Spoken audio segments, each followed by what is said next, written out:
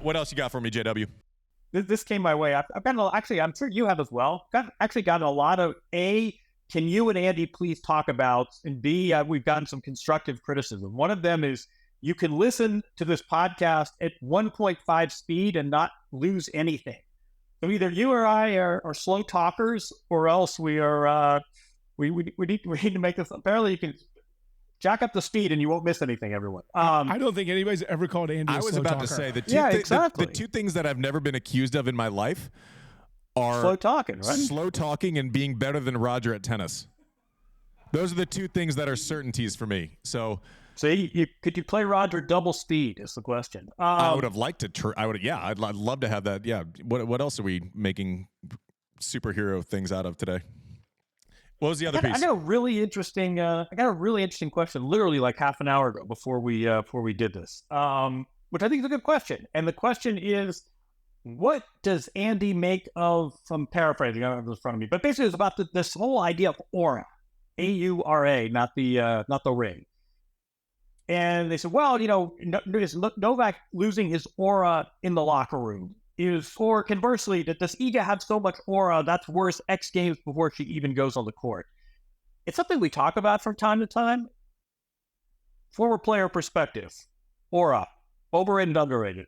It's one of these things that, like, I think fans use a lot.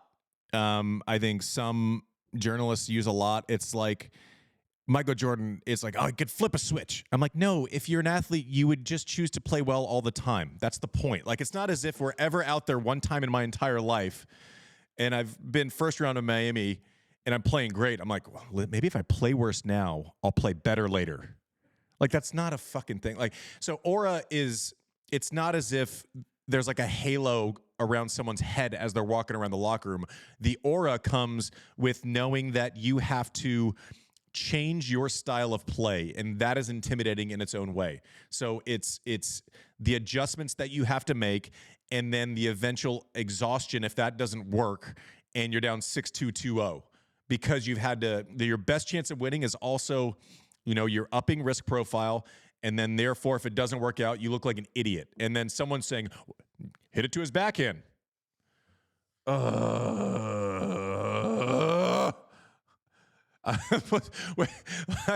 I understand the stereotype around athletes. I promise you we've thought about that. But I think aura is it's like this catch-all word when, in fact, we're just talking about accomplishment. The more accomplishment that Iga Swiatek has, the more intimidating it is to play her, not because she walks into the locker room and, like, when someone walks into the locker room, not everyone like moves out of the way to create a straight line. Everyone goes about their business. When you're on the court, you are confronted with what they are presenting as a player, and that is the intimidating thing. It's not this, like, I've never been in a locker room one time and seen someone walk through and everyone just stops what they're doing and looks. I'm like, aura. Look at that aura. Look at that aura. He's really got, look at that motherfucker. He's got some aura today. You see that? Look at, his britches are singing, I think. Yeah, so the aura comes from just the intimidation of what you have to game plan for. It's not like aura in the locker room. I'm like, no, the aura exists on court, I think, more than the locker room, but I don't know.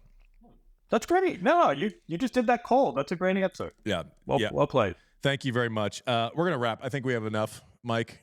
I think we have enough, right? Yeah, it was great. Yeah. It's great. Well, you have to say that. It's your show, basically. You're the producer. Like, you.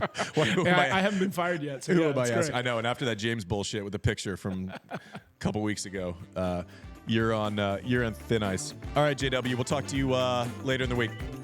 Sounds good. See you guys. Cheers. See ya.